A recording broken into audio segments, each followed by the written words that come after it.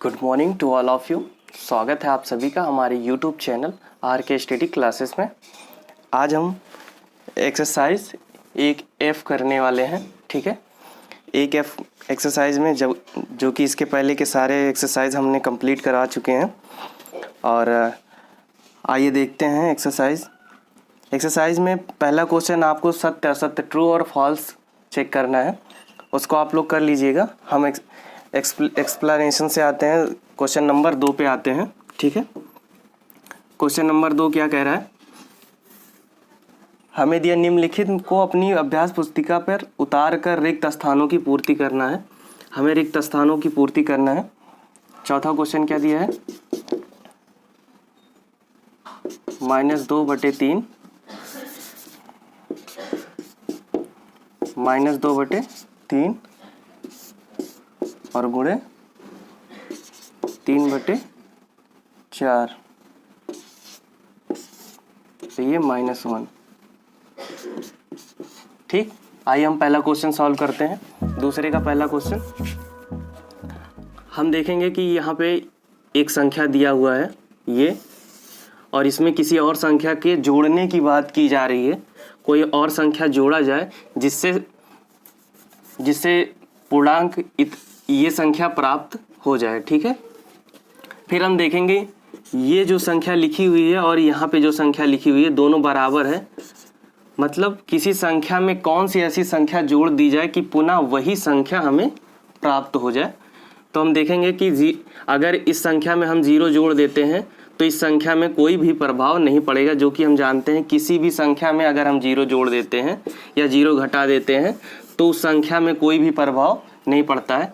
इस तरीके से यहाँ पे हम 0 फिल कर लेंगे, 0 भर देंगे और आंसर हमारा 0 आ जाएगा। ठीक, इसी प्रकार से हम इस संख्या में देखेंगे, ये हमको एक संख्या दिया गया है। ठीक है, इस संख्या में हम क्या जो घटा दें, घटाने की बात की जा रही है यहाँ पे। इस संख्या में हम क्या घटा दें कि योग घटाने के बाद संख्या हमें 0 प्राप्त हो जाए। ठीक है, तो हम देखेंगे किसी भी संख्या में कोई भी संख्या दी गई हो, कोई भी संख्या हो, अगर हमें कोई संख्या घटा के 0 करना है तो हम उसी संख्या को घटा देंगे जिससे हमारा घटाने के बाद पूर्णांक 0 हो जाएगा। तो हम यही संख्या यहाँ पे फिर से लिख देंगे 4/5 -4/5। फिर इसको ओपन करेंगे -4/5 और ये ओपन करने के बाद माइनस माइनस प्लस हो जाएगा 4/5। अब इन दोनों का एलसीएम ले लेंगे, आएगा 5 और फिर -4 और +5। ठीक है, -4 और +4, तो ये हो जाएगा माइनस, ये दोनों कट जाएगा तो ये जो 0/5 हो जाएगा। और हम जानते हैं कि 0/5 की वैल्यू कितनी होती है? 0। ठीक, इस तरीके से प्रूफ हो जाएगा, यही हमारा आंसर हो जाएगा। ठीक है, यहाँ पे -4/5 यही हमारा आंसर हो जाएगा। ज़्यादा इसमें और भी कुछ करने की ज़रूरत नहीं है। हम जानते हैं, सिंपल सी बात है कि किसी संख्या में से क्या घटाया जाए कि संख्या 0 हो जाए, तो हम उसी संख्या को घटा देंगे, संख्या 0 हो जाएगी। ठीक है, इसी प्रकार हम तीसरे क्वेश्चन पे आते हैं। तीसरा क्वेश्चन क्या कह रहा है? 1/-2 की घात -1। ठीक, अब हम देखेंगे कि ये माइनस यहाँ पे लग जाएगा, और हम जानते हैं कि माइनस चाहे हर में लगे या अंश में लगे एक ही बात होता है। ठीक, और ये माइनस इन्वर्स दिया है, ये नई चीज़ आपको सीखने को मिलेगी। मतलब -1 दिया है, ठीक, इसे हम इन्वर्स बोलते हैं। तो ऐसी सिचुएशन में क्या होता है कि जब ये -1 हटेगा, अगर यहाँ पे मान लिया सिर्फ 1 दिया होता तो क्या होता? एक होने का मतलब ये हमारा आंसर हो जाता -1/2, यही हमारा आंसर हो जाता है। लेकिन यहाँ पे -1 दिया है तो -1 से क्या फ़र्क पड़ने वाला, आइए देखते हैं। -1 जब लगा हुआ रहता है घात में, तो जो हमारा आधार होता है वो अगर परिमेय संख्या है तो इस तरीके से ये उल्टा हो जाता है, पलट जाता है। तो ये हो जाएगा 2/1 और ये माइनस का निशान। तो हम जानते हैं कि किसी भी संख्या, किसी भी पूर्णांक के बटे में अगर 1 हो तो उस 1 को हम हटा सकते हैं, तो ये हो जाएगा -2, यही हमारा आंसर हो जाएगा।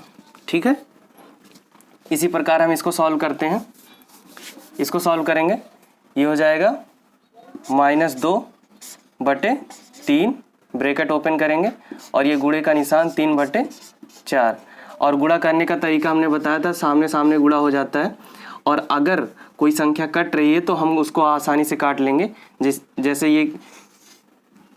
ये 3 से 3 कैंसिल हो जाएगा और ये 2 1 के 2, 2 दूना 4। ठीक है, अब हम आमने सामने गुणा कर लेंगे तो देखेंगे यहाँ पे तो एक बचा हुआ है और यहाँ पे -1, तो हो जाएगा 1/, और ये 2 और ये माइनस में। ठीक है, अब फिर इसका इन्वर्स लगा हुआ है, इन्वर्स मतलब घाते -1, और फिर से हमने वही चीज़ हमें प्राप्त हो जा रही है। और फिर से ये क्या होगा, इन्वर्स हटाने के लिए हम इस परिमेय संख्या को इस तरीके से पलट देंगे, तो ये हमारा आंसर हो जाएगा -2/1, और 1 को हम हटा देंगे, यही हमारा आंसर हो जाएगा। ठीक है, इस तरीके से इसको नोट डाउन कीजिए। दूसरा क्वेश्चन क्या कह रहा है, प्रत्येक स्थिति में x का मान ज्ञात करना है हमें। तो आइए देखते हैं x का मान हम कैसे ज्ञात करेंगे। पहला क्वेश्चन सॉल्व करते हैं।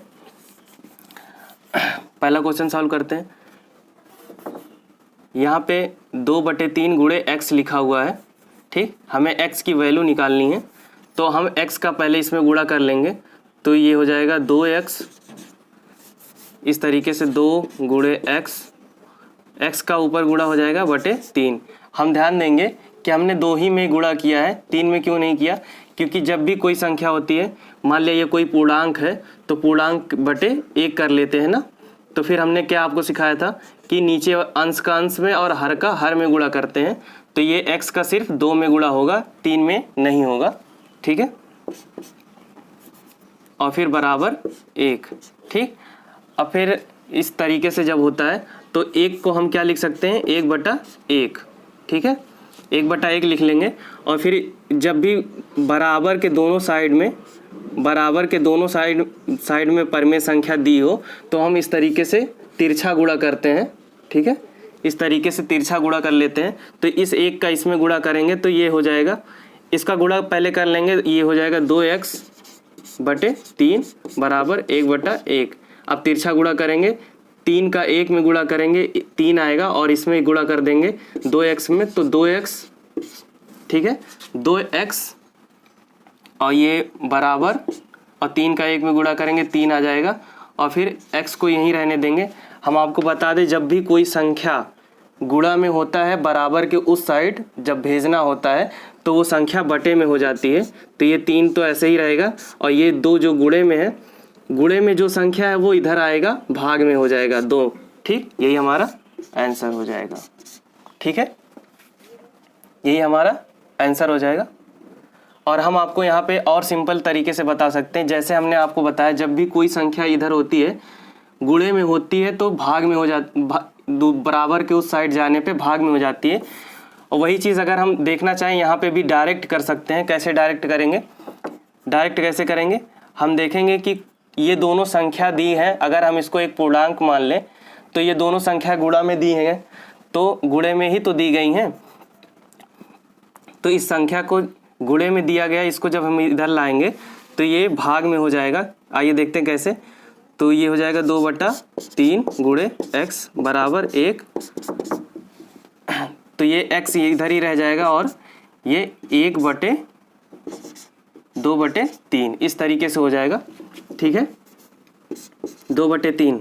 अभी हम ध्यान में ये रख के आ रहे थे कि ये एक पूर्णांक है। ठीक है, ये एक इंटीजर है, तो ये संख्या बटे में हो जाएगी। और बटे में आने के बाद हम इसे कैसे सॉल्व करेंगे, जब भी कोई भी परिमेय संख्या अगर हर में आ जाए, ठीक है, तो ऐसी सिचुएशन में ये जो परिमेय संख्या होती है, ठीक इस प्रकार, ये जो परिमेय संख्या है ठीक इस प्रकार ऐसे पलट जाती है। ठीक है, ये इस तरीके से। ठीक, तो ये क्या हो जाएगा, ये 3 ऊपर चला जाएगा 3, और ये 2 नीचे ही रह जाएगा, यही हमारा आंसर हो जाता है। तो देखेंगे कि दोनों परिमेय संख्या जो आंसर प्राप्त हुआ है एक ही जैसा है, तो हम इस तरीके से चेक कर सकते हैं कि हमारा आंसर सही है या गलत है। ठीक है, इसी प्रकार दूसरा क्वेश्चन सॉल्व करते हैं। हम थोड़ा सा इधर मिटा देते हैं।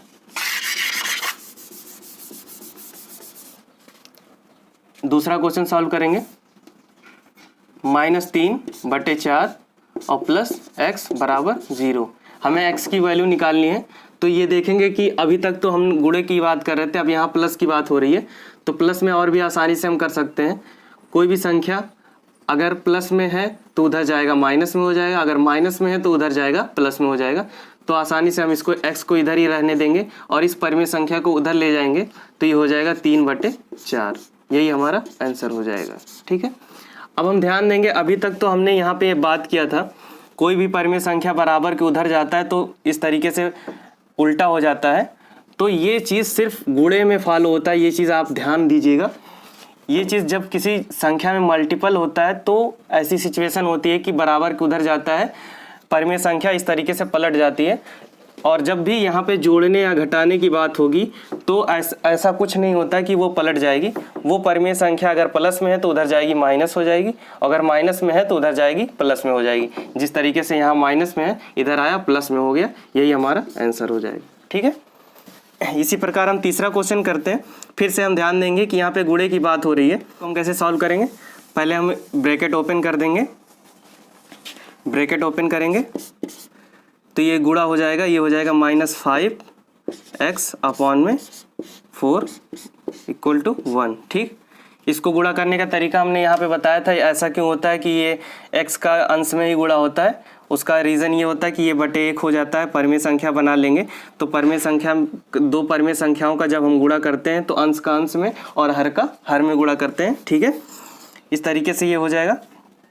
अब इसको बटे 1 बना के फिर तिरछा गुणा कर लेंगे जिस तरीके से यहाँ पे हमने बताया था। तो ये हो जाएगा बटे 1, ये हो जाएगा -5x = 4।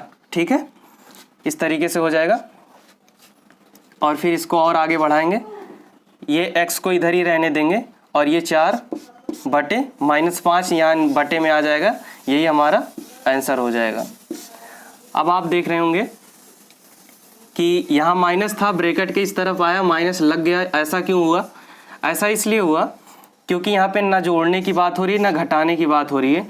प्लस ब्रैकेट के उधर माइनस हो जाता है और माइनस प्लस ब्रैकेट प्लस बराबर के इधर माइनस हो जाता है जब, और ये माइनस बराबर के इधर प्लस हो जाता है। ऐसा तब होता है जब हम दो परिमेय संख्या को जोड़ने या घटाने की बात करते हैं, तब ऐसा होता है। और गुणा और भाग की सिचुएशन में माइनस बराबर के उस साइड माइनस संख्या के साथ ही चला जाता है, ट्रांसफ़र हो जाता है। ठीक है, इस तरीके से हम याद रखेंगे।